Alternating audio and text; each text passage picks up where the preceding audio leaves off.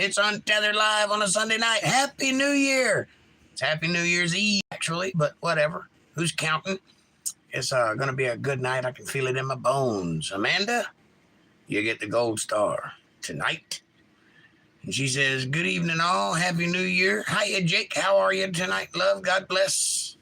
You can't have 2 gold stars. You only get 1. That's 3. Or 4. There's a little one in the back there. 1 gold star. Calm your little self down, young lady. CWL, Happy New Year. I hope everybody's doing fine.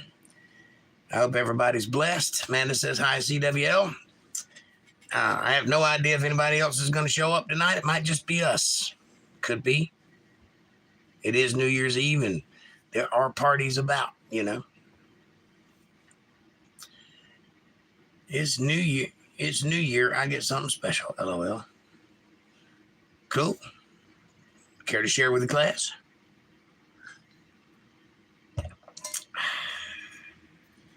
Anyway, I'm drinking a nice hot cup of coffee. Lisa Reen, hi, how are you? Happy New Year's. Welcome to the show. Lovely in my brand new Christmas mug. It's nice. It makes a good noise too, like the Dow Jones.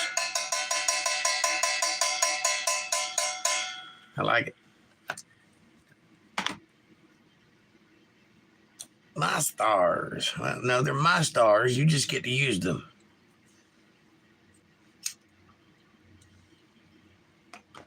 Amanda says, hi, Lisa Reen.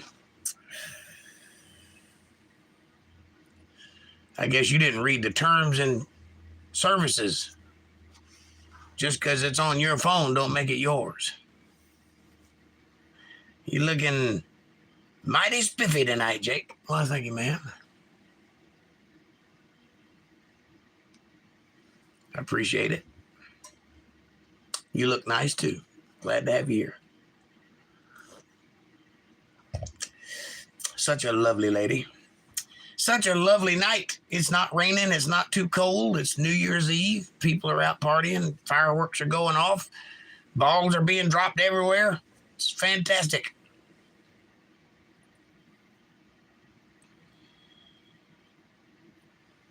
And most importantly, we're almost done with 2023. And now if we can just get to November, be nice. Whew.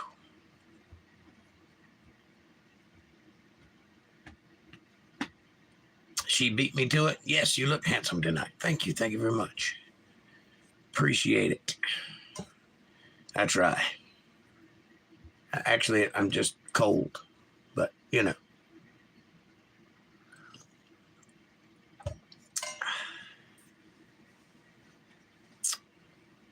So I thought I'd get here and do a little Bible study if anybody's interested. If not, we can talk about New Year's resolutions or whatever you like to talk about. It is a holiday after all, and I don't expect you to have to, you know, buckle down on this day if you don't want to. If you do, we'll get after it. But I'm here. I would be nowhere else unless I had a gig, and that'd be there. But I don't. I had one, but they flaked on me a few times, and so they don't get me on the big day because I'm not going to drive an hour away from the house to have nobody be there again. So there went that gig. I did have one, though. I'm fine either way, whichever you want to do. I appreciate that. Thank you. I'll drive this dream boat, sweetheart.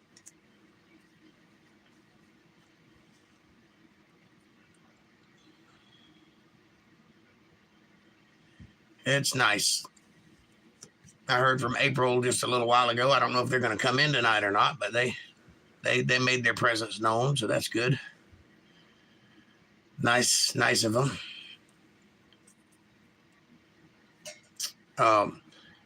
Over Christmas, we had diverted to Luke because I felt it more apropos to read something about the birth of Christ rather than King Josias on Christmas, even though Christmas isn't Christ's birthday, but that's where we celebrate it. So I figured what the heck.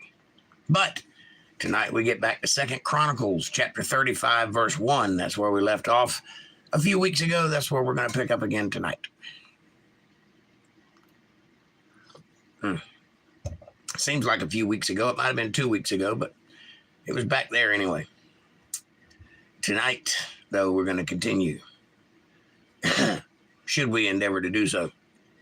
And it'll be lovely because it's an interesting story. It's how they set up the temple and how the kings flip-flopped back and forth.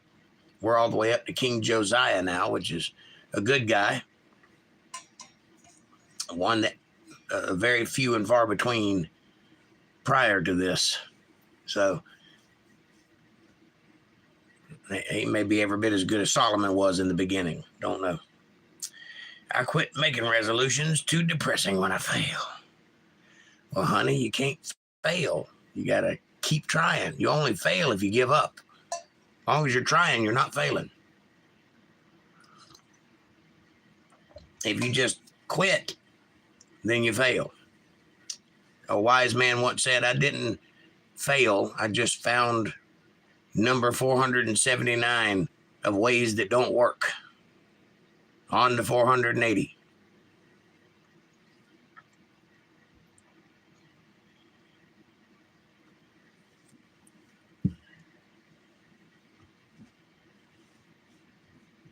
You just got to keep putting one foot in front of the other. That's all there is to it. You can't stop. You got to be like the Terminator. Just keep on going. Or like the Energizer Bunny.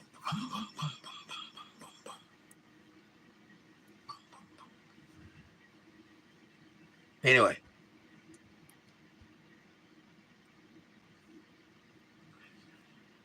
New Year's resolutions are for sissies anyway because they don't mean anything. There's nothing in the Bible that says you must make a resolution every year. Only if you want to improve yourself, and you can do that any day of the week. You don't have to be on New Year's. You should always, every day, strive to learn something. And always, every day, strive to be a better person when you lay down than you were when you woke up. And if you can do that, I know that's a tall order, but if you can do that, your life will always be in the positive, in the green. It will always be on the right side of things at the end of the day. And that's really where you want to be, because if you look around, I mean, there's hedonism and there's selfishness and hungers and desires and all of those things, yes. But at the end of the day, if you watch this world, if you just stand back and look at it, you begin to realize that there's a lot of evil in it, a lot of bad, a lot of people out there doing things they shouldn't be doing. And you don't want to be one of those. I do pray that God blesses us with peace this year, more than last year. For each of us, peace in our hearts and minds. Amen. Amen. That's beautiful, Lisa Rena, and thank you for that. I, for one, could use a peace. I mean, some peace.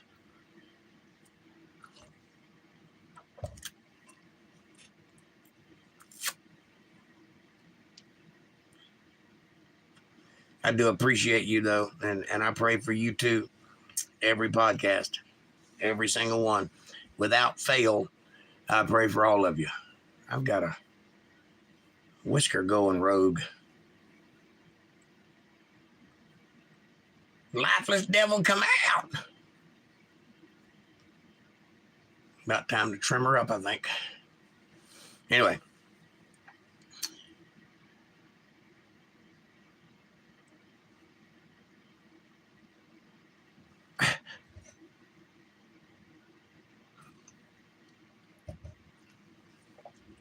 That's a good cup of coffee.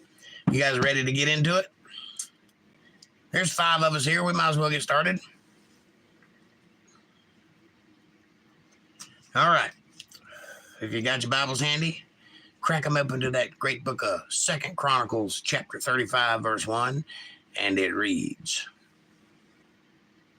Moreover, Josiah kept a Passover unto the Lord in Jerusalem, and they killed the Passover on the 14th day of the first month. Now, don't forget that the Jewish calendar, the Hebrew setup calendar, begins its month in April, not January. So April would be the first month. Now, we've gone through the Julian and the Gregorian calendar since then, and a couple other versions before that. So, but they've always maintained the 7-day week so that it's always intact. So they just move the date around. You know, they go from like the 13th to the 19th if they had to remove some days. So it'd be 13th on Monday, and on Tuesday it'd be the 19th. So that way they kept the 7-day week intact. But here is a surefire way that you know where you're at, okay? The spring equinox is like clockwork. Anything the sun does or the moon is like clockwork. It does it exactly the same all the time. So whether it's the 3rd or the 5th or the 1st of April, or, you know, the month before April, whatever that is, on the 29th, whatever. Whenever the spring equinox occurs, and you can find it on your calendar every year, if you are so inclined to participate in said Passover, because Jesus said, do this in remembrance of me. Start at the spring equinox and count 14 days. And at the 14th day, at sundown, that's Passover. No matter what year it is, no matter what month it is. If it's the spring equinox, and it should be in April, but, you know, our months move around a little. We had Halloween on like Thursday this year, or Tuesday or something. I don't remember what it was, but I remember thinking, I don't think it works like that. Oh, it was Thanksgiving, not Halloween. I think it's the 24th. No, not this year. Okay. So anyway, go by the spring equinox, 14 days at sundown. That is Passover, and we'll be observing it here on the podcast, as we always do, in some fashion. It'll be very simple. There won't be any pageantry or anything like that. No music, no, you know, hubba bubba. I might read the story of the Exodus at that portion, because that's what we're remembering ultimately. And then I might read the part where Jesus does the Last Supper, because secondarily, he is that same sacrifice. And so he's talking about the removal of the Hebrews from Egypt, and we're talking about Christ dying on the cross. So we all remember that at Passover, and that's why we observe it. That's why we do it like he said do it, which is to take of the body and of the blood, which is an unleavened piece of bread and a little sip of wine. And that's it. That's all. No big thing. I've had somebody ask me, well, you're not Jewish. Why do you do that? Well, a lot of Jesus' disciples weren't Jewish either, but they all participated at the supper table, right? Some of them were Gentiles. Some of them were tax collectors. Some of them were Pharisees, but they participated. I thought Thanksgiving is always on the 3rd Thursday of November. Well, I thought it was on the 24th of November, whatever day that falls on. Maybe I'm wrong, and I could be. I'm not the world's best at dates, so, you know. Anyway, too bad we don't have a November equinox that I could count from to be certain that we're on the right day. 35:2.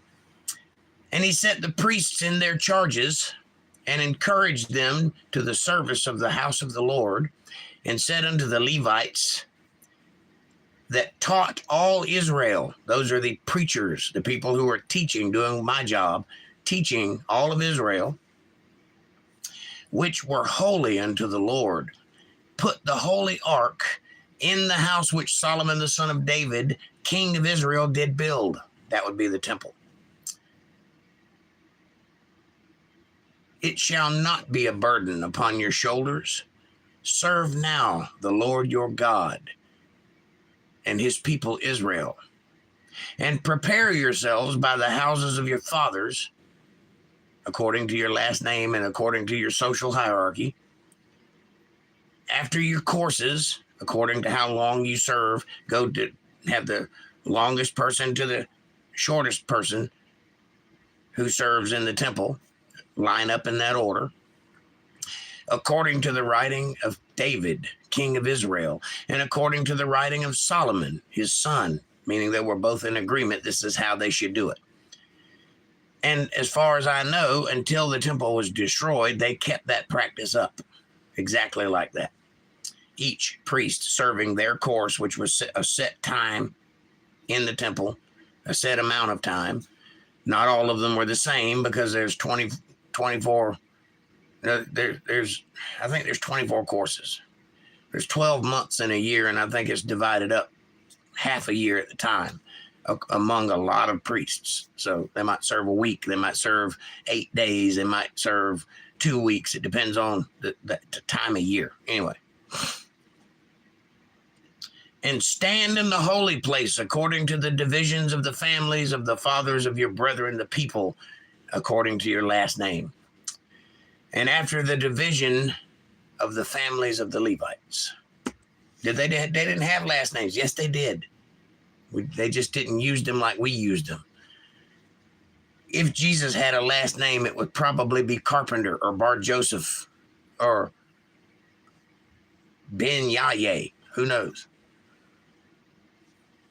All meaning the son of, or what you do for a living, or the place you're from. It could be Jesus Bethlehem. Jesus Nazareth. That could be his name.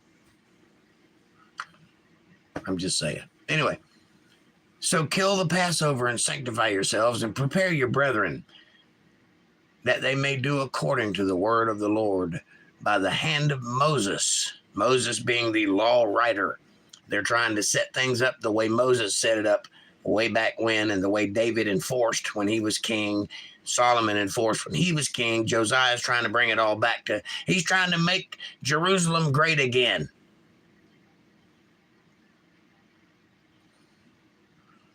Go, Josiah. And Josiah gave to the people of the flocks, lambs, and kids for all the Passover offerings. He gave them their Passover offering. They didn't even have to provide it. That's a good king. That's like our government giving you your taxes back. For all that were present, to number of 30,000 and 3,000 bullocks. These were of the king's substance. He gave away 33,000, he gave away 30,000 and 3,000. Is that 33,000 or is that 30,000, 3,000? That's a lot. Anyway, he gave away a lot. I think that's weird the way they wrote that. I think it's probably 30,000. 33,000, but it may be 30,000 and 3,000, which is a weird number.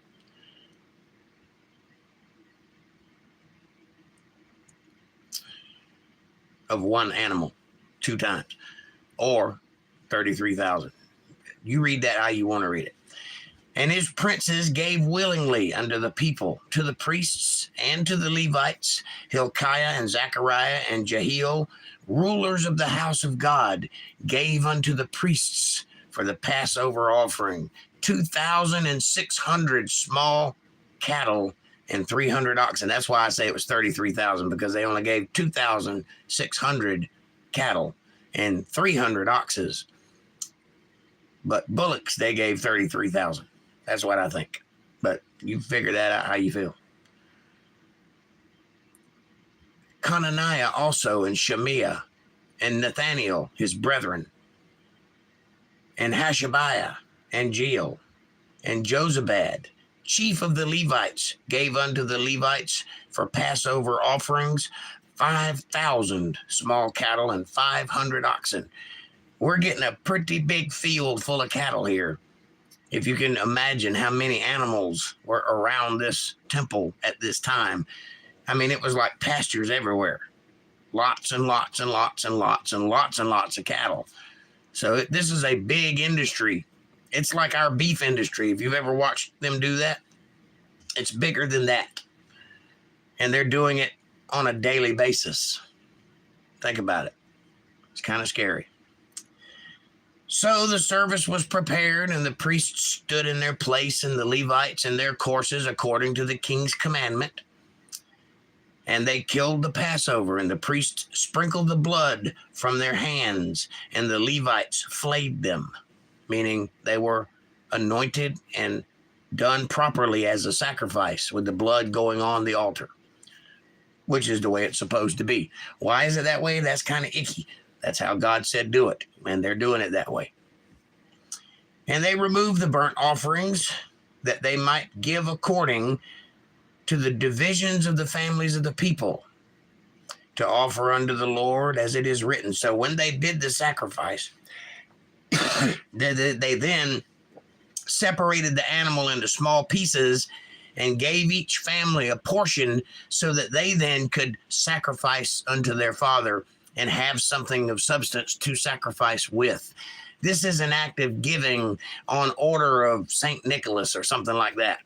This guy, this Josiah, King Josiah, was so good to his people, they didn't have to want for anything. That's what a ruler does. That's what a real man, a real king does, is he puts his people first.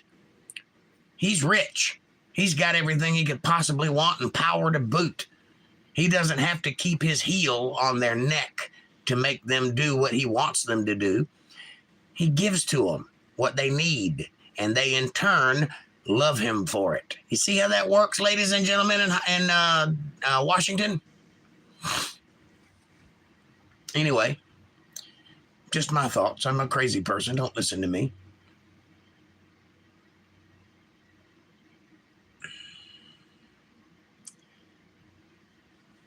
They remove the burnt offerings that they may give according to the divisions of the families of the people to offer unto the Lord as it is written in the book of Moses. And so they did with the oxen. What? You mean to tell me that it's built into their founding documents to give to the people of the king's store? Well, in the book of Moses it is. That's the document that they operate under, the one that our documents are based upon, ultimately. They're actually based upon the Magna Carta, but that was based upon Moses' law. Neither here nor there. This is a Christian ideal that this land is founded upon. Their land also was founded upon the same kinds of ideals. Don't ever make the mistake of thinking that the Middle East has always been a third world country, because it has not. When God ran the show, it was a first world country. It was the world power. It was the center seat of power for a lot of years. America didn't even exist at that time, and if it did, it was called something else. But all the people went there because that's where God was. That's something to think about as we live in this barely 250-year-old country.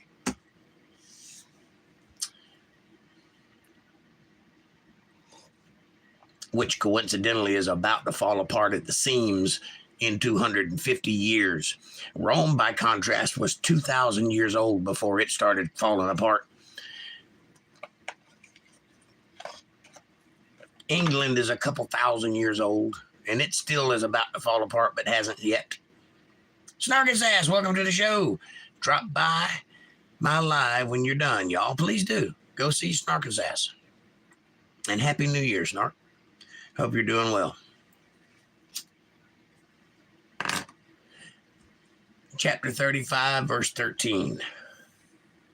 And they roasted the Passover with fire according to the ordinance. But the other holy offerings they sod they in pots. I can talk. And in cauldrons and in pans, and divided them speedily among the people. What are we talking about? Well, clearly this is a big barbecue. I want you to think about it like that, because that's basically what a feast is, a sacrificial feast. They kill the animal on the spot. They dedicate it to God. They cook it, and then they eat it. That's a barbecue. That's a pig picking. That's what's happening right now. This is the parts of the meat that they boil, and they also make cakes like cornbread. So they're eating pig and cornbread, basically. This is Georgia. This is what's going on right now. They got a big barbecue spit, and they're cooking up cornbread and hush puppies. And they're making pulled pork and beef. Probably some other stuff, some lamb chops, and some pork chops. They're getting down. Somebody's over there playing a banjo, I'm sure. Ding, ding, ding, ding, ding, ding, ding, ding, ding, ding, ding, ding, ding. That's what's happening right now. And they're getting down. There's a lot of people there. Picnic tables everywhere. Just imagine it. Anyway, and afterwards, they made ready for themselves and for the priests, because the priests, the sons of Aaron, were busied in offering of burnt offerings and the fat until nighttime. They were working all day long preparing these meals. Therefore, the Levites prepared for themselves and for the priests, the sons of Aaron. So they not only made their plates, but they made plates for everybody else too. It's a all around community of giving is what's happening here. All these people who have been at each other's throats for hundreds of years now are all serving each other. Imagine being in a place where you just serve your fellow man, kind of like church or a picnic or, any family gathering. That's what this is. It's a family reunion. They just did it weekly and not yearly. All right. Don't believe me? And the singers, the sons of Asaph, were in their place according to the commandment of David and Asaph, and Heman, master of the universe, and Jeduthun, the king's overseer. Seer, not overseer. Seer, the guy who can, look into the future, or thinks he can. And the porters waited at every gate. So they got security at every gate, trying to let people in a timely fashion to watch the singers who are doing their thing. Told you it was a family reunion. They got a band and everything. They might not depart from their service, for their brethren, the Levites, prepared for them. So they didn't even have to leave their post. They got dinner brought to them. So all the service of the Lord was prepared the same day. In one day, all those people were fed to keep the Passover and to offer burnt offerings upon the altar of the Lord according to the commandment of King Josiah. And the children of Israel that were present kept the Passover at that time and the feast of the unleavened bread for 7 days afterwards. So this is an 8-day picnic. It's fantastic. I wish we still did things like that. I don't know why we don't. But can you imagine how many people were there? We're talking all 12 tribes showed up. Or people from all 12 tribes showed up. There were thousands of people there on every side. And they fed them all in one day. You talking about slinging some food? You ain't never seen a barbecue joint sling food like this place was doing that day. They were feeding left and right. They were just slinging plates out to get it all done in one day, because there were lots of people there ready to eat.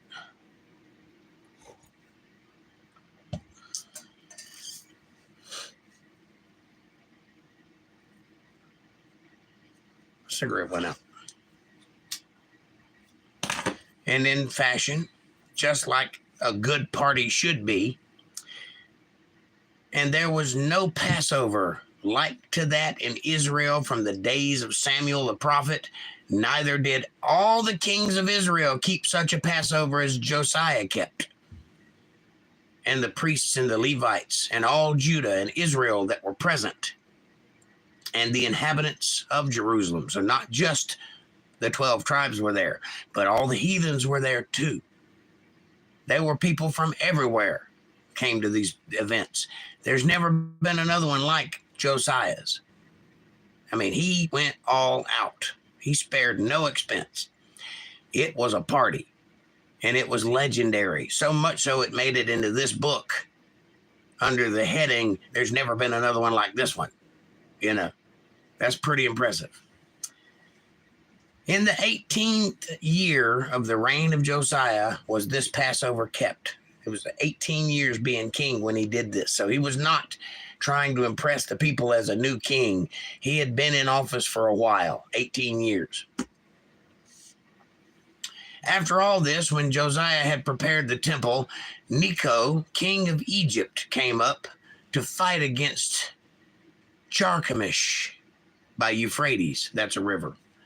And Josiah went out against him, probably to defend Carchemish. I hope that's how you say that. It's what it looks like. Carchemish. Yeah, I'm going with it. But he sent ambassadors to him, saying, What have I to do with thee, thou king of Judah? I come not against thee this day, but against the house wherewith I have war. For God commanded me to make haste. Forbear thee from meddling with God, who is with me, that he destroy thee not. Now this is the king of Egypt saying this to Josiah, who is one of God's children. Think about what's happening here.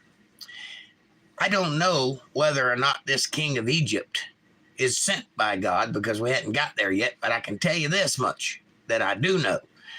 God has never been with Egypt.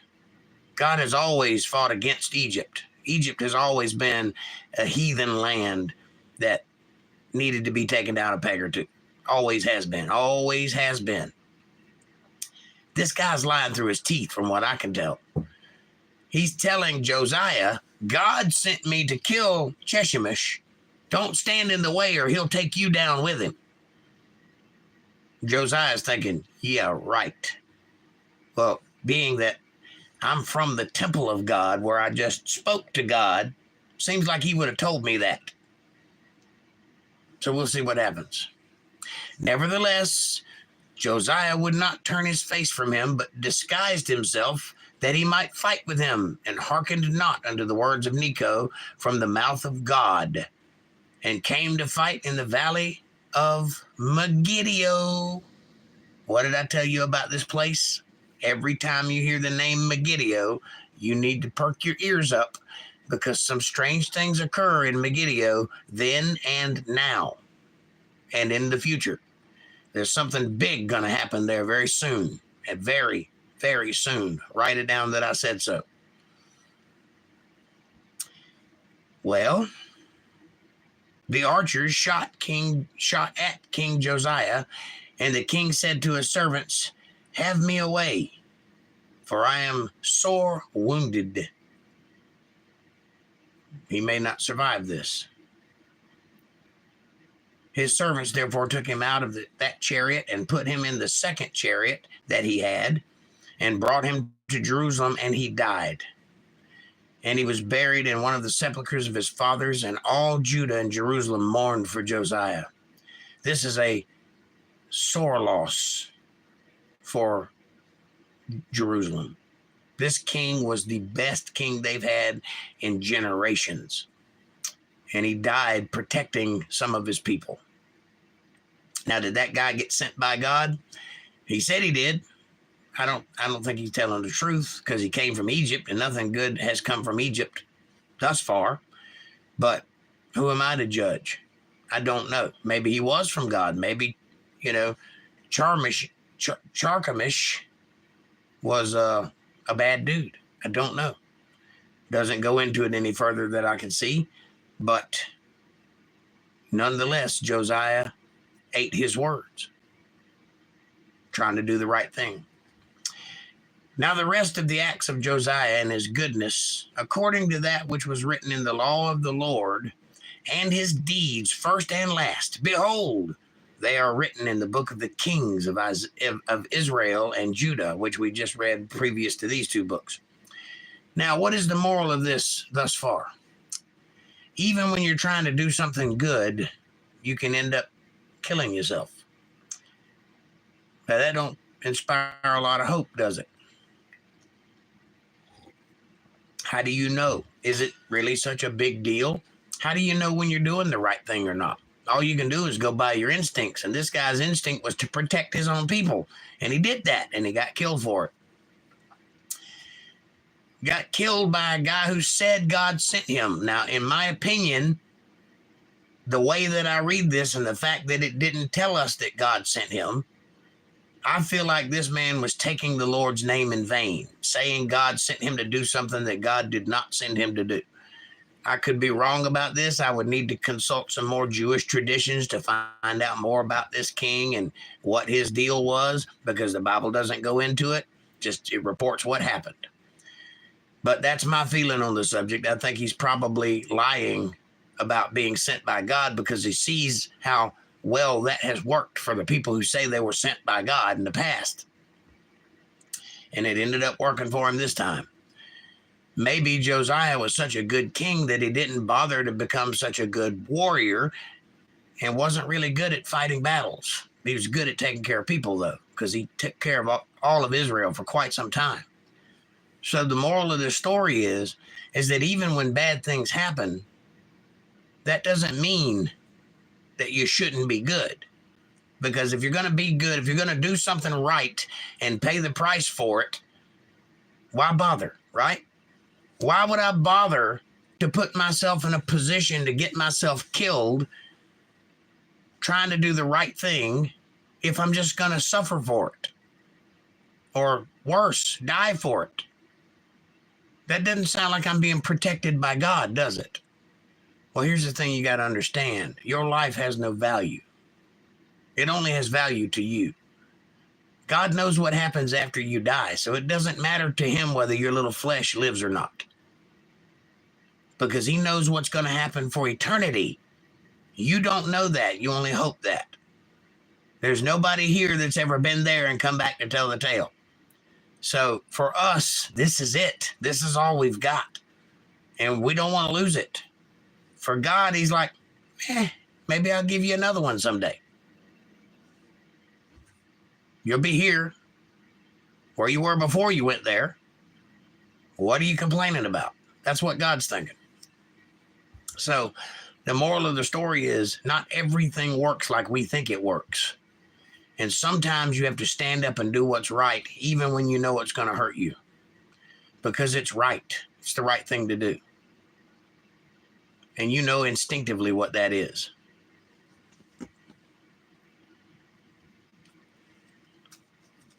(36:1). Then the people of the land took Jehoahaz, the son of Josiah, and made him king in his father's stead in Jerusalem.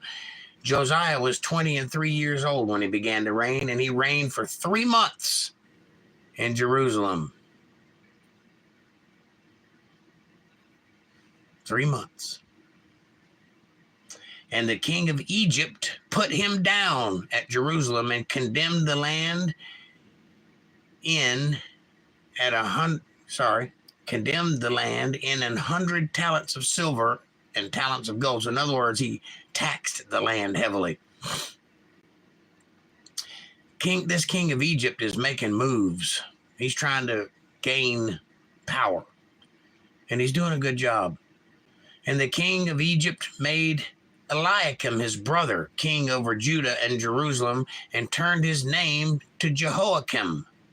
Now, I want you to think about this. The name Eliakim, El-Iakim, means of God. Whatever Akim means, I don't know the entire meaning of it, but the beginning of his name, El, is of God. Jeho also means of God, but it's a different word.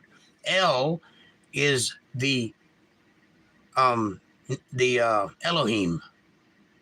and G is short for Yahweh, or J is short for Yahweh. They don't have J's in that language, but that's what we translate it to. So Yehu would be his name, or something similar to that. So this king changes his name to say, I'm going to make you king, but under a different God. You see what I'm saying?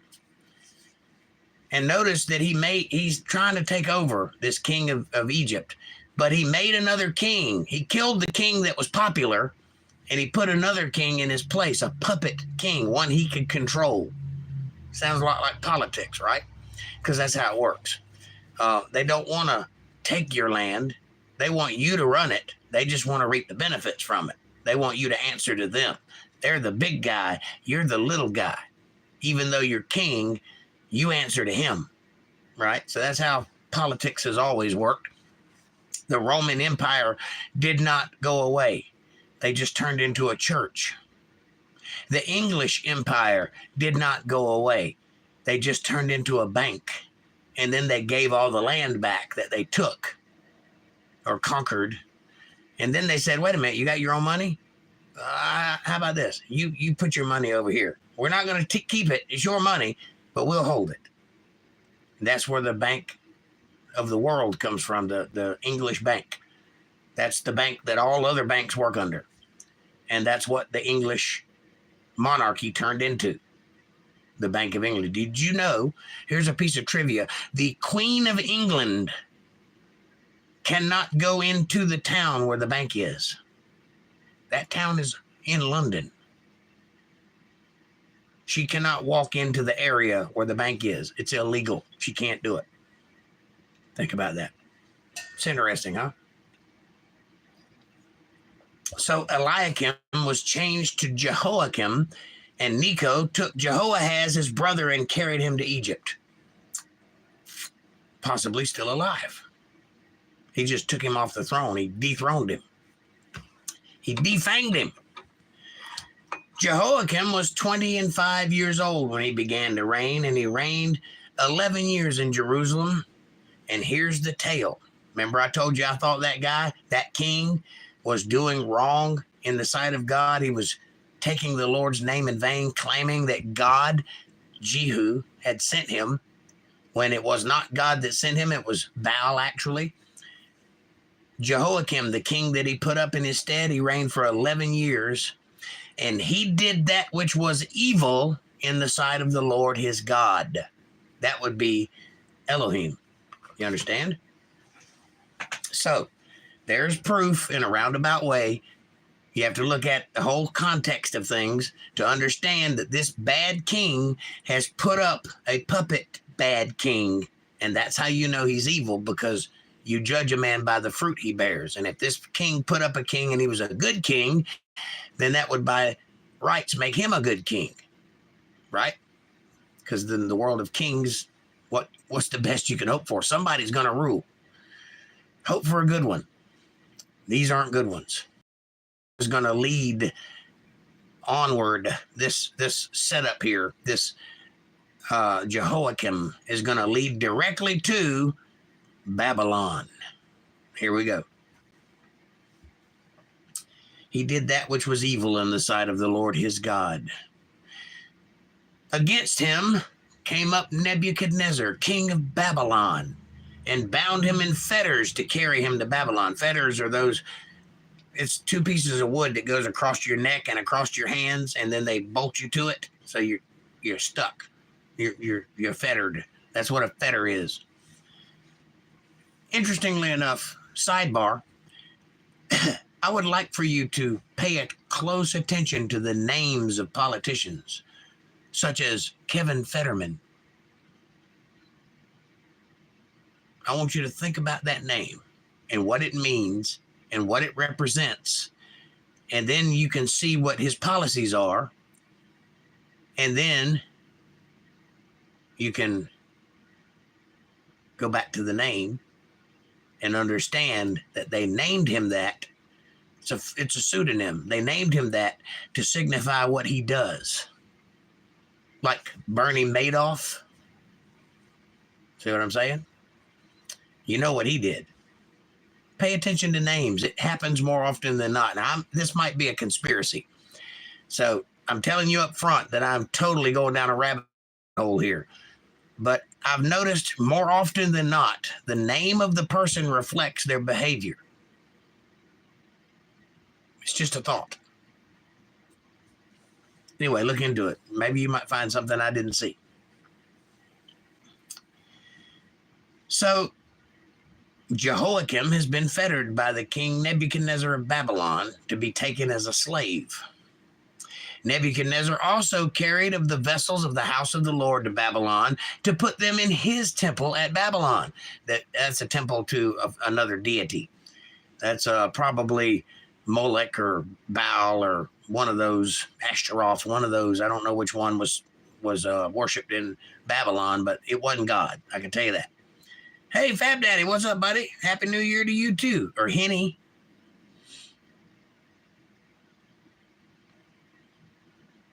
Now for the rest of the acts of Jehoiakim and his abominations which he did, and that which was found in him, behold, they are written in the book of the kings of Israel and Judah. And Jehoiachin, his son, reigned in his stead. Jehoiachin, or Jehoiakim, which is different than Jehoiakim. Spelled differently too. It's a CH, that's why I said chin, but it's probably kin. Jehoiakim. Jehoiakim 8 years old when he began to reign, and he reigned for 3 months and 10 days in Jerusalem.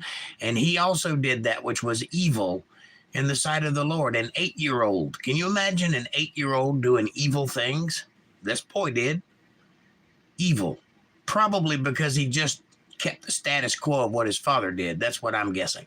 Because I doubt that an 8-year-old is inherently evil unless being ran by the devil. Does your name mean you're a Johnson? My name means I'm the son of John and the son of Jay. But, you know, it also means keeper of peace and seeker of knowledge in another language. But go ahead. That's where the name Johnson comes from, son of John, which is the way they would have said it in the old days. Here comes Jake, son of John. Here comes Jesus, son of Joseph, or son of man, or son of God, however you want to look at it. And when the year was expired, King Nebuchadnezzar sent and brought him to Babylon with the goodly vessels of the house of the Lord, and made Zedekiah, his brother, king over Judah in Jerusalem. So they're having a big turnover here. There's king after king after king, and in only a few years, a few months, another king. They're in turmoil right now. They don't know what to do. The subjects, the people, the peasants. Zedekiah was 21 years old when he began to reign, and he reigned for 11 years in Jerusalem. And he also did that which was evil in the sight of the Lord his God, and humbled not himself before Jeremiah the prophet, speaking from the mouth of the Lord. So God warned him, you need to turn this around, buddy. Through Jeremiah, God told him, you need to turn this around. And he didn't listen. He kept on being bad. So Zedekiah ain't gonna last long. They never do. Excuse me. And he also rebelled against King Nebuchadnezzar, who made him swear by God. But he stiffened his neck and hardened his heart from turning unto the Lord God of Israel.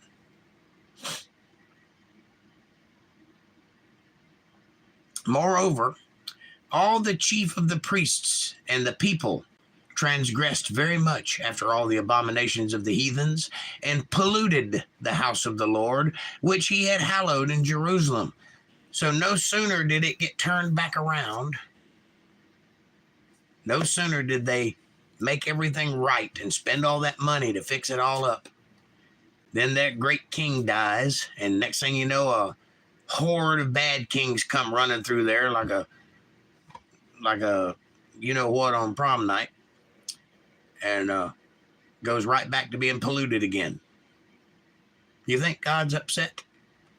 You think God looks down at the people and grieves in his heart that he did all of this for us?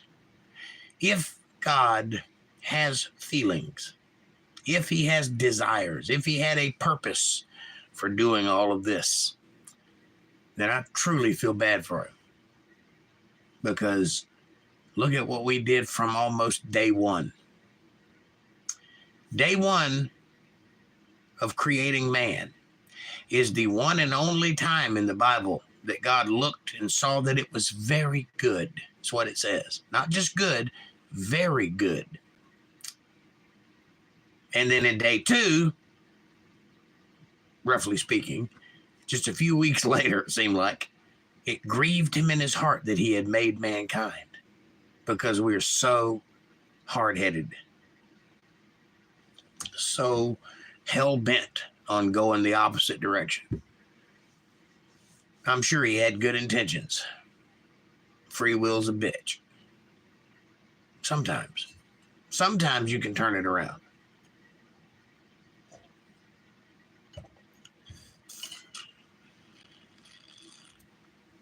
Moreover, I read that one. And the Lord God of their fathers sent to them by his messengers, rising up betimes and sending before times, because he had compassion on his people and on his dwelling place. But they mocked the messengers of God and despised his words and misused his prophets until the wrath of the Lord arose against his people, till there was no remedy, until there was no way to fix it. They kept going until God could not find a way to make it right. And he tried. He sent people and they mocked him. He sent more people and they misused them, until there was no remedy, and God got mad. This is what happens. God's not a tyrant. God doesn't punish people. He reacts to people. Therefore, he brought upon them the king of the Chaldees, who slew their young men with the sword in the house of their sanctuary, and had no compassion upon the young man or maiden or old man or him that stooped for age. He gave them all into his hand.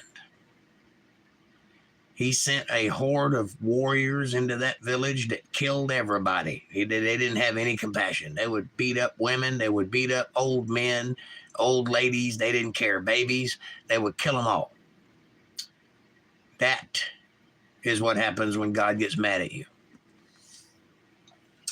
And all the vessels of the house of God, remember all those pages and pages and pages of building these vessels to exact specifications out of gold and silver and brass and bronze and pomegranates pressed into everything. Remember all that? All that's gone now. Go, Fab Daddy. Eat, baby. Focus. All the vessels of the house of God, great and small, and the treasures of the house of the Lord, and the treasures of the king and his princes. All these he brought to Babylon. So now all that gold went to Babylon. Remember how much money they had in the treasuries? Remember Solomon and how every nation, and a few other kings too, how every nation would bring them gifts and presents and pay obeisance to them every year. They had more money than anybody. It's all gone now. They're broke. And they burnt the house of God and brake down the wall of Jerusalem and burnt all the palaces thereof with fire and destroyed all the goodly vessels thereof. It's all gone. And them that had escaped from the sword carried he away to Babylon. So they didn't get very far. They got caught. They didn't get killed, but they ended up being slaves, where they were servants to him and his sons until the reign of the kingdom of Persia, to fulfill the word of the Lord by the mouth of Jeremiah, until the land had enjoyed her Sabbaths. For as long as she lay desolate, she kept Sabbath. Let me translate. As long as every one of you sons of you-know-whats are behind bars or serving somebody else as a prisoner, as long as you're not on the land, there's peace. That's what Sabbath means. It's rest. It's refuge. It's safety. Shabbat means all of those things. And Jeremiah the prophet is saying, as long as you're not here, we're at peace. I mean, nobody's here, but it's peaceful. That ought to tell you something about your behavior. As long as she lay desolate, she kept peace. To fulfill 70 years, that's 70 years. 70 years.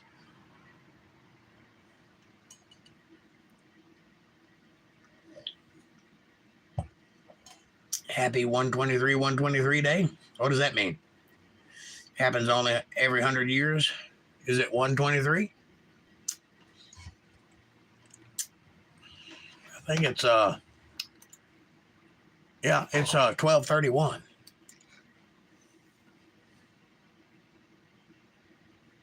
1, 2, 3, huh? That would be 12, 3, 1, 23. I got you. I see it now. Never mind. Just got the space threw me off. It's 12, 31, 23. Got it. 1, 2, 3, 1, 2, 3. Very nice. Good catch. I didn't see that one. See, you are smart. Not at all like a third grader.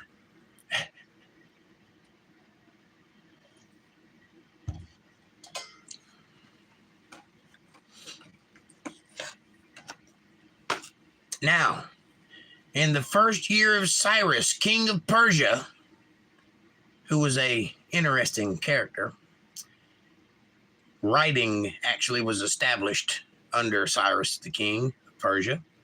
Not the writing like record keeping, but writing like writing novels and being creative, that sort of thing. The alphabet that we use today began there.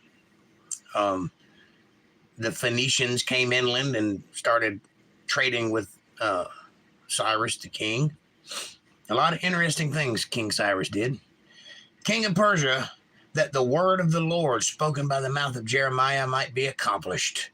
The Lord stirred up the spirit of Cyrus, king of Persia, that he made a proclamation throughout all his kingdom and put it also in writing, saying, Thus saith Cyrus, king of Persia, all the kingdoms of earth hath the Lord God of heaven given me. And he hath charged me to build him an house in Jerusalem, which is in Judah.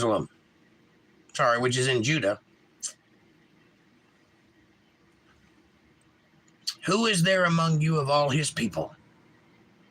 The Lord his God be with him, and let him go up. Now, this is a Persian king saying this. He's not a God-fearing man. He doesn't know God. But God touched him nonetheless. And he felt obliged. I mean, because God gave him the whole world. Fine, you take it. I'm done. See what you can do with it, Cyrus. Just build me a house and, fix my house. There's already a temple of God in Jerusalem, just so you know, in Judah. But it's been decimated. It is utterly empty. There's nothing left in it. And it's probably been torn down. Quite frankly, they burned it with fire, so it probably doesn't stand anymore. I don't know if it's all there or if you can see the footprint of it or whatever, or what the significance of the damage was. But what it was in its glory, it is no more. Cyrus has been charged with rebuilding it. Let's see how he does.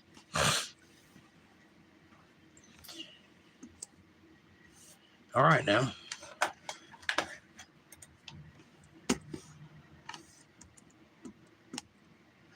And that's the end of that book. And that's where we're going to stop because it's 8:57.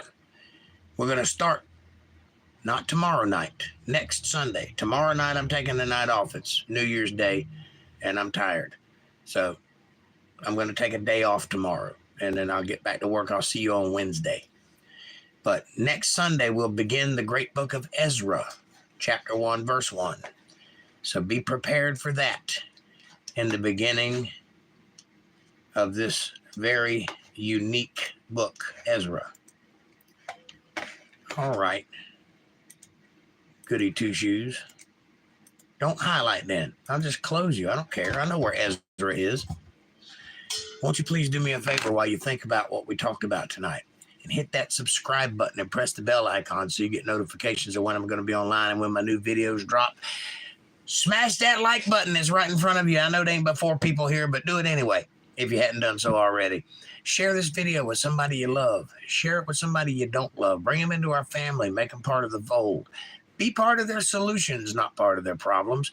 Leave a comment down below. Let me know what you're thinking about. What's your New Year's resolution? Question me, curse me, bless me, challenge me, confront me, conform with me, drink my Kool-Aid, make your own Kool-Aid. As long as you're thinking critical, that's what I want, critical thought. Coming from that brain of yours, I want you to brain on some things. I want you to consider the world you live in for the first time in your life, maybe. Really pay attention. Do that. And if you love what I'm doing here, if you can see the power in what I'm trying to build, if you love the Word of God, if you want to help get the word out, you can support my work by going to paypal.me/JakeJohnsonBand, paypal.me/JakeJohnsonBand. Or if you're a Cash App user, which is easier, go to $JakeJohnsonBand, $JakeJohnsonBand. Every bit helps. It's a win-win. It's a blessing to me. It's a blessing to you too, because God notices these things. We do live in a reciprocal universe. Where is Megiddo? I will do everything in my power to be worthy of your support, and I will answer all of your questions and comments. Now, Megiddo is in the Middle East. I don't have the internet. Mandy, will you please pull up where Megiddo is, what big city it's next to, what country it's in, and let Lisa Reen know. It's in the Middle East, and it's over there somewhere near Jerusalem. I don't know exactly where it is, but it's over in that area. I did know, but I've forgotten. But it is a place to watch for, because I think it's somewhere in Canaan, actually. I may be wrong about that, but we'll see. See what the guru says. We're looking for Megiddo. It sounds Italian. It might be in Italy. It's not. I know I should look it up. I will. But you got answers. I'll get answers. I don't have all the answers, but I know how to find them. I know where they're at. Just to give you an idea of this town, Megiddo, our word that we use, which means enlighten, that means total destruction the way we use it. It's called Armageddon. The word Armageddon means battle at Megiddo. If you break it into the little parts of its word, it's a foreign word. And if you break it down, it means the battle at Megiddo, or the war at Megiddo. There you go. Isn't that wonderful? And that hasn't happened yet, by the way. This is a battle, by the way. I'll tell you what's going to happen there. You can write it down that I said so. All of the world's major armies, that's America, China, Russia, and probably Korea, and probably Germany, are all going to come together at that place. Might have something to do with what's going over in Israel right now. Amanda says it's in Israel, southeast of Haifa, in North Israel. So that would be in Canaan, like I said. It's in that area. If you look at a map in your Bible, you can find Canaan and just follow down the line and you'll find Megiddo. It's in there somewhere. But it's over there in that area where they're at. But this is what's going to occur. All of the armies, the big ones, the major armies, the world powers, are going to come together at that valley in Megiddo. And they're meaning to have war with each other, like on 3 or 4 different sides. It's like an all-out, everybody tackle everybody kind of war. And some will be on one side, and some will be on the other, some will be in the middle, I would imagine. But nobody's going to strike a blow. It's not going to happen, because God is going to fight that war in about 10 minutes. You're going to want to witness this, because this happened in Lot's time in Sodom and Gomorrah, and this happened in Babylon, and this happened a few other times. This happened in Joshua's day. This happened during Jericho, the siege at Jericho. This happened after Methuselah died during the flood, or just before the flood. God steps in. himself and fights a battle. And when he does, he's going to throw hellfire and brimstone, and he's going to wipe them all out without even breaking a sweat. That's every one of the armies wiped out. War over. Here's the problem with that.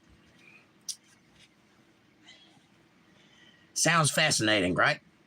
Sounds like that's the event of the millennium. You want to watch that. It's title fight, baby. Yeah, well, it is. The problem with that is right after that is when the Antichrist appears. And that's not good.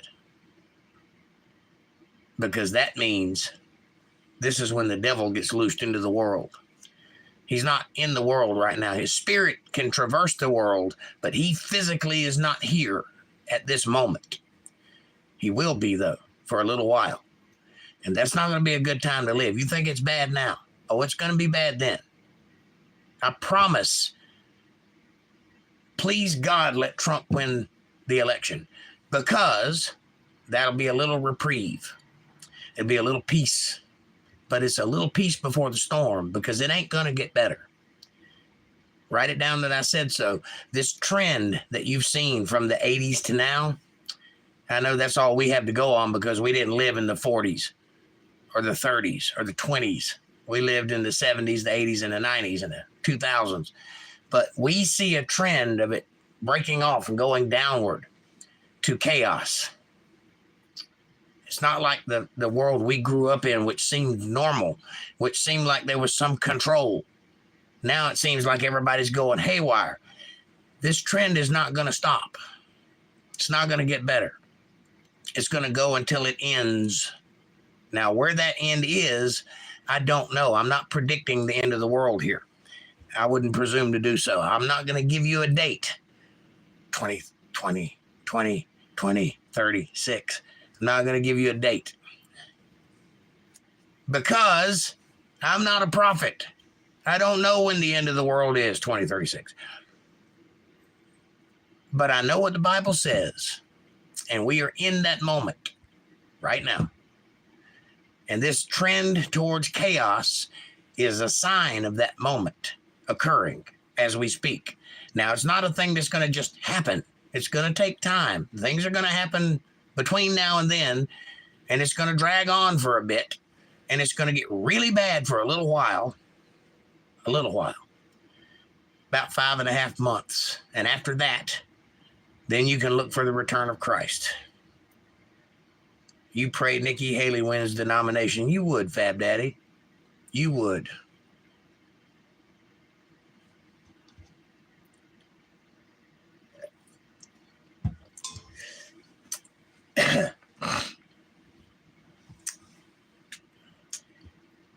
While you're praying, take a look at her record.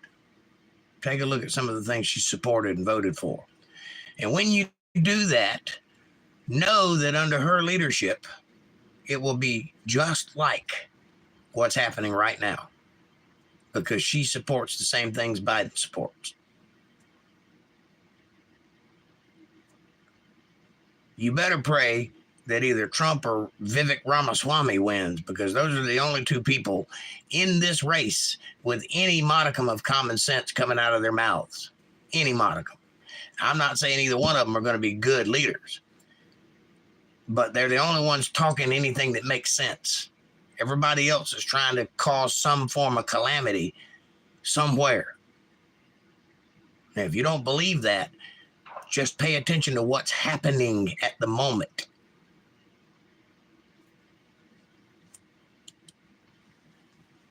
This isn't a Republican or a Democrat statement. That's not what I'm saying.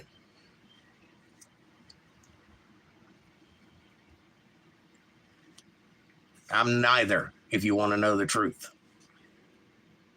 But I do support common sense. And I do support whoever is going to stop all the killing. And that's never going to happen. But that's what I want to happen. And I would be a bad person if I didn't root for it to happen, even though it's not going to happen. Hey, Walter Davis, what's up, my brother? Good to see you. Happy New Year, everybody. We're getting close. Only a couple of hours left in 2023. 1, 2, 3, 1, 2, 3. Very nice.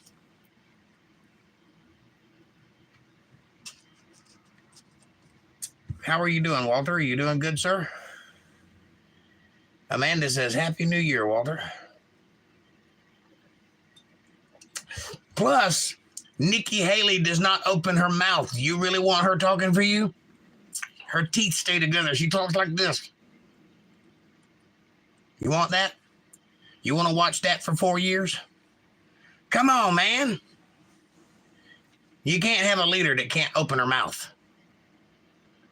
Something's going on with her jaw. That's all I'm saying. Walter says, Hi, Jake, Fab Daddy, Amanda, Lisa Reen, CWL, everyone else. Hello, 7 people.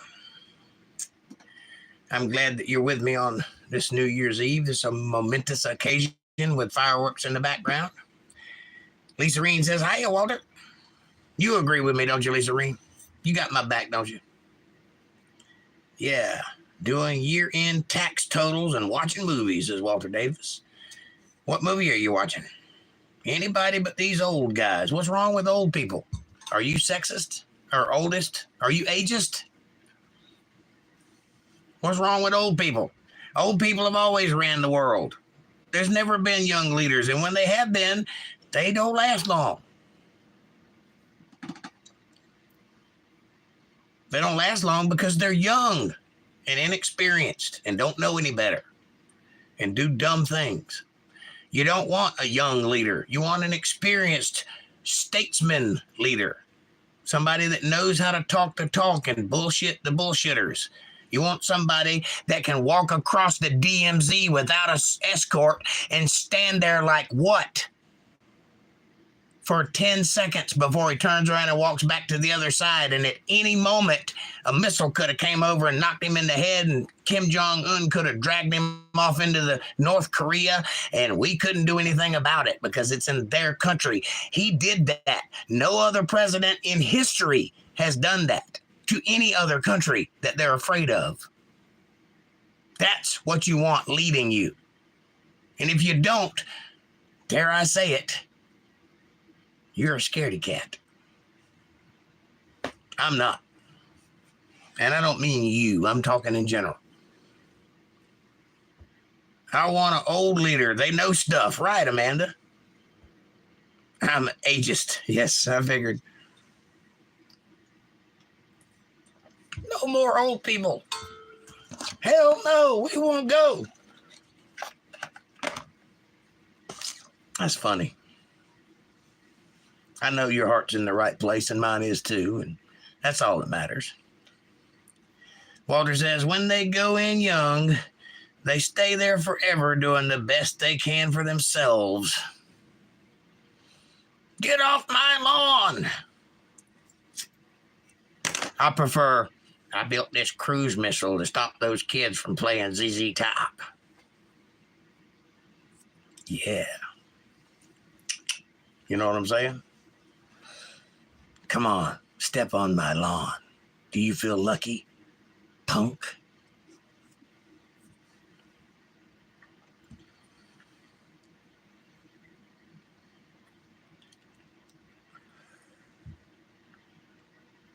Get off my lawn.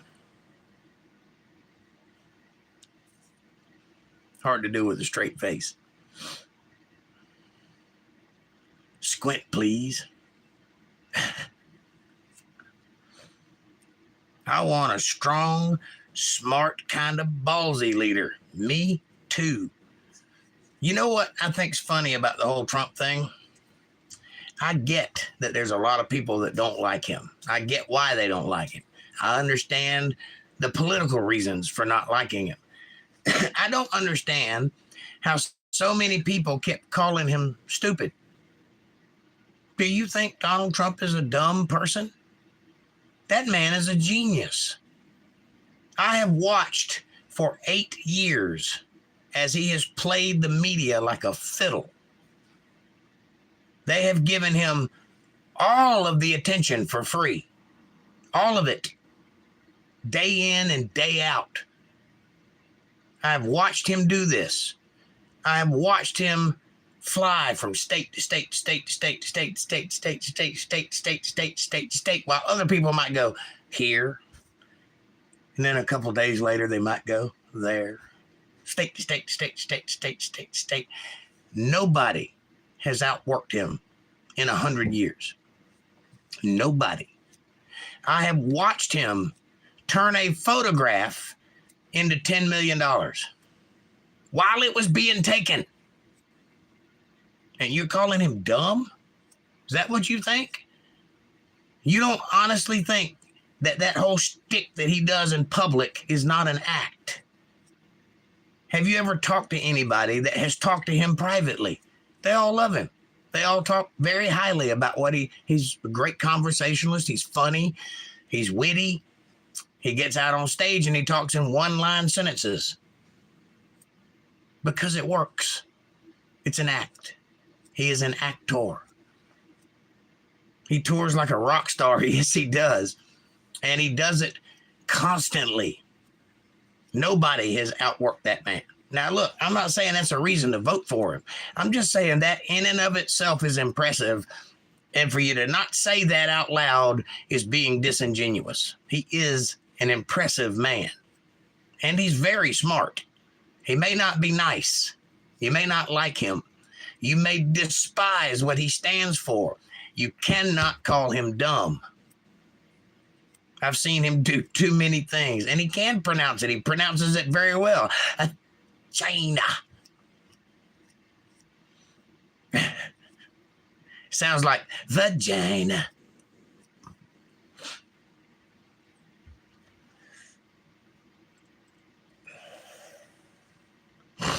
Walter says, like in the movie Gran Torino, Clint Eastwood telling them to get off his lawn at gunpoint. Yes. Walter, you are the man.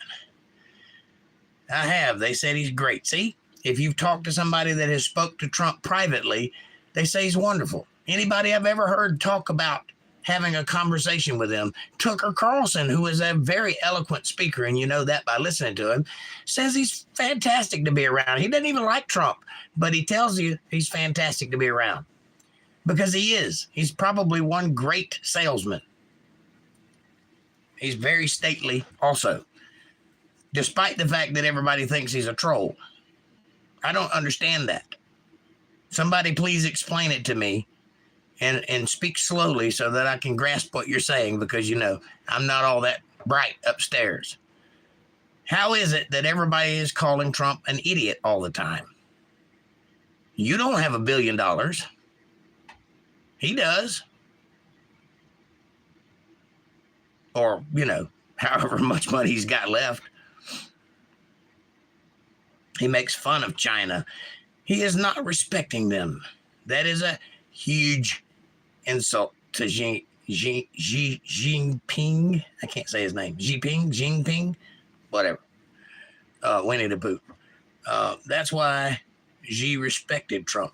Exactly. That's why Kim Jong-un stopped shooting missiles over South Korea, because Trump called him out in public and made a fool of him, called him a little rocket man, which I thought was hilarious. Everybody else was terrified. He's going to start World War III.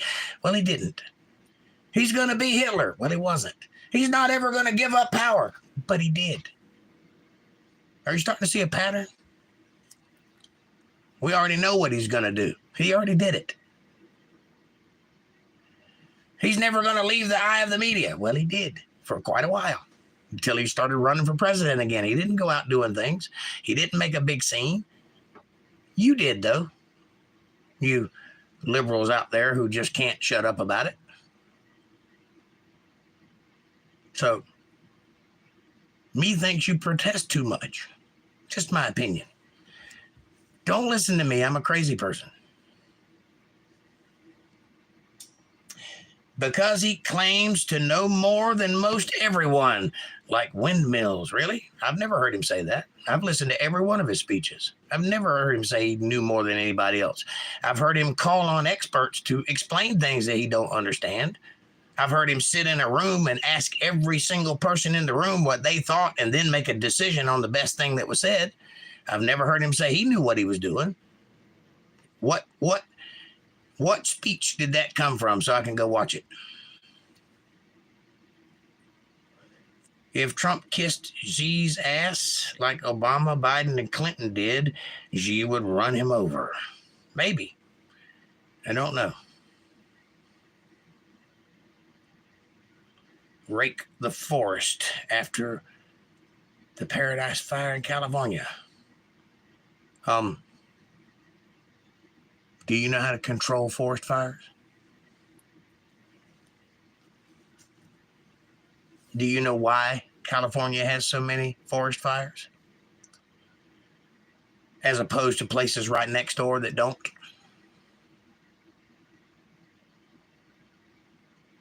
I'm willing to bet you don't. It's because they keep the forest manicured. They keep it clean. There's so many rules in California, so many save the spotted owl thingies, and you can't do this and you can't do that. So many EPA red tape thingies that they can't go and take care of the forest. They can't trim it back. They can't keep it under control, and it gets overwhelmed and starts fires. That's how fires start. They have to have something to burn. Raking the forest may be an over dramatization of what you need to do, but you absolutely need to rake the forest. You need to manicure it. You need to keep it clean. You need to get rid of the brush that settles on the forest floor. That's not a dumb thing to say. That may be a dumb way of saying it, but that's exactly how you stop forest fires. Yes, dry climate. You have to keep the old leaves out or they will catch on fire. It's a very simple fix. You don't have to have those forest fires in California. Clean the forest. You want to provide jobs for people? Hand them a rake. $15 an hour. Go clean the forest. Clean this spot. I'm being facetious, but there are ways of doing it. I don't know all the ways, but I know that other places take care of their forests and they don't burn down. Like the other states that are on the West Coast that don't have near as many forest fires or as much red tape. No one can rake these mountains. It's impossible. Not true. One of the ways that we control our places around here is by burning off fields. You can control burn things. The problem is when it's out of control. You don't have to rake the whole forest. You just have to rake around one spot and then burn it off, and then move to the next spot and burn that off. All you need to do is stop the fire from spreading. That's called a controlled burn. We do it all the time in our fields here. So try that. Lisa Reen says, I try to type something and you say it before I can. I'm sorry. I'll try to stop talking. Walter says, a managed forest stays healthy. Left alone, the forest floor to treetops becomes a fire chain. Once the treetops catch on fire, it's out of control. Right. Walter Davis, you got it. You hit it on the nail there.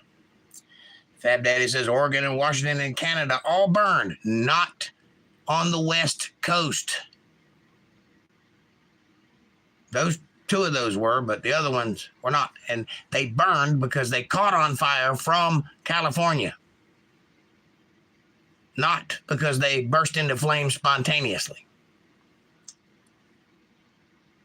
You can clear cut fire breaks so the fire can't continue, says Walter. That's what I'm talking about, clearing out a spot. I don't know what the terms are, but you can clear out a trough, an area where the fire doesn't go beyond, and you can control burn an area and then move on to the next area and clear out a trough around that. And you don't even need to use water to control the fire. You can just do it in little increments and watch it and don't let it get out of control. But yes, that's what Trump meant when he said rake the forest. He didn't mean get out there with a garden rake and rake the forest. That's what I don't understand, how I speak in colloquial terms all the time, and you understand me perfectly. But if I were Trump, you would call me a racist for saying half the shit I say. That's what I'm saying. It's kind of weird. Fat Daddy says, Lamau, fire can burn underground. Can it now? Not without a source of fuel. Amanda says they use the controlled burn to train firefighters here also. See?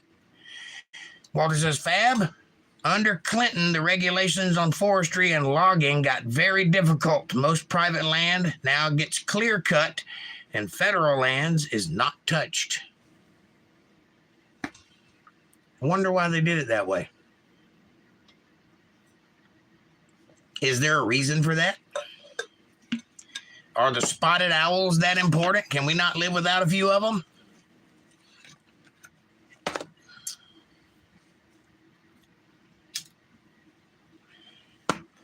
I bet that if about 3 years ago, or whenever it was, a few years ago, when California was literally ablaze and it was going towards all the stars' homes and everybody was losing homes, I bet if you sent a film crew out there and walked up to one of those people as they watched their house burn down and say, are you happy you're saving the spotted owls? They would probably stab you in the eye with a soldering iron. My guess. I might be wrong. Walter says, I used to do a lot of forest management. Well, you're the man to talk to then. Am I wrong?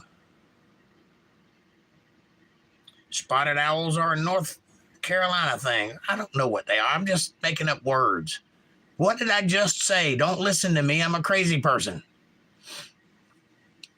I'm just leaning into the madness. I don't believe half the shit I say. I'm just talking out of my tail.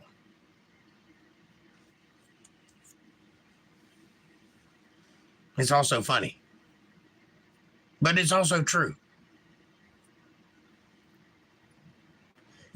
Whatever the reason the EPA and all of the environmental people put a stop to taking care of the forests in the Northwest, that's the reason for the fires.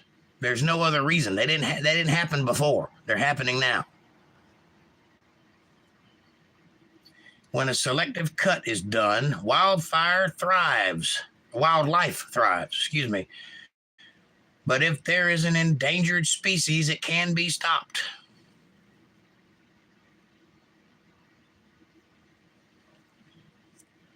Well, I don't see why you can't relocate an endangered species if it means not burning down the homes that you built in their natural habitat. I understand that there's a trade-off. You know, if you're going to be industrious and you're going to build houses and businesses everywhere, you're going to displace the things that live there, which is they either go extinct or move. And some of them can't move because they live in the environment they live in. They can't go to another environment, some of them.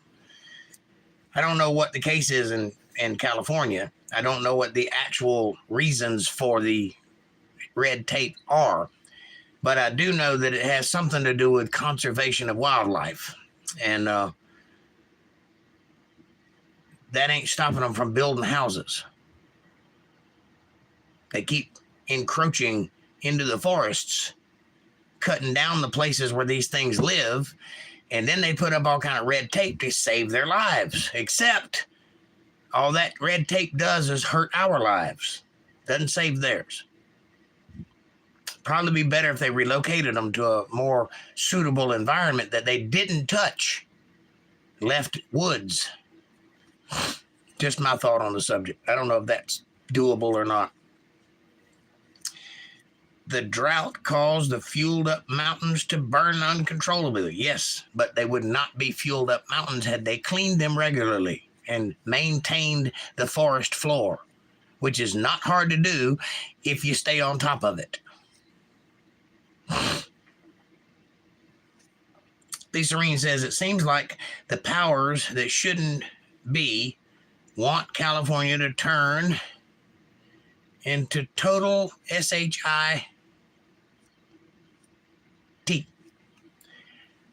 It does seem like that, doesn't it? Walter says it's TGE, same reason that the water gets shut off to the Central Valley in California. Some animal rights groups brings a lawsuit because of a fish and get an injection until the case is resolved. Interesting. Fab Daddy says, Lisa Reen, yep. And more Californians move your way. Yes, they do. And they keep fleeing.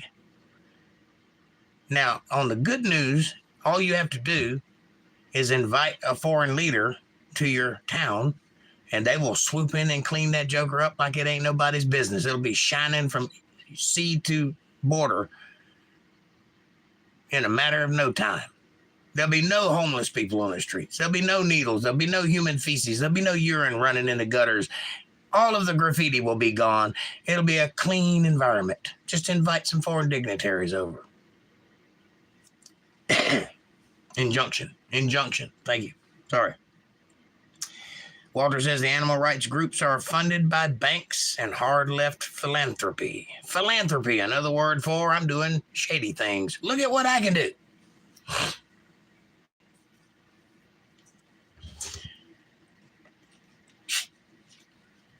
Never trust anybody that is a philanthropist.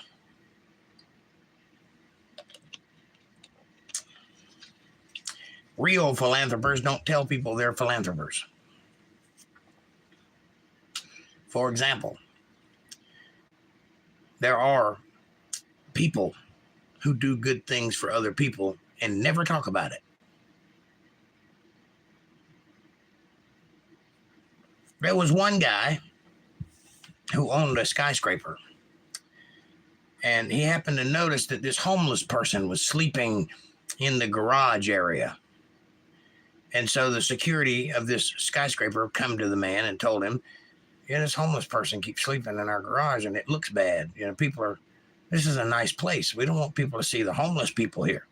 What you want us to get rid of her? As an old lady. And the man that owned that skyscraper said, no. Don't we have a vacant apartments on the first floor? And the guy goes, well, yeah. He goes, well, give her one. How long you want us to leave her there? Well, just leave her there. Just give her one. So that they took the homeless lady in and gave her an apartment. And every day for 20 years, roses show up at this woman's apartment. Every day. That person was Donald Trump. And that woman was a black woman who was homeless. And as far as I know, she still lives in Trump Tower today. I don't know if that's true or not, but I think she still lives there. Nobody ever talked about that. The only reason I know about it is because when all of the stuff happened about Trump, the lady came forward and said it.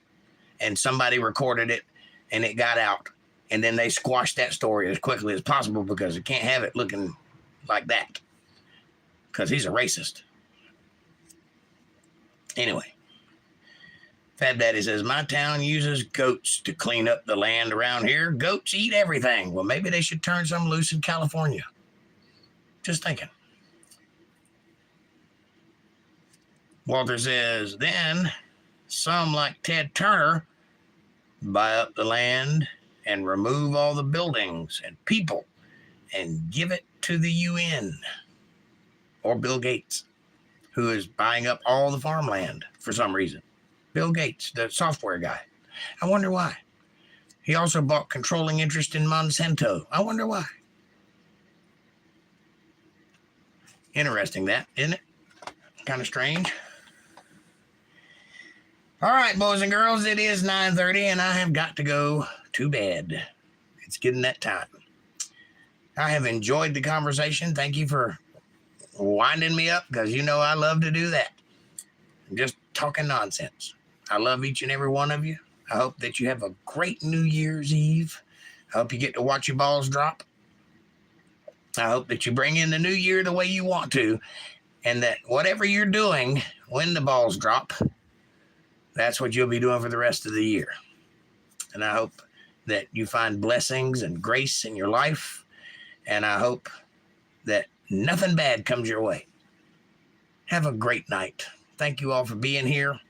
God bless you. Good night, Walter. God bless.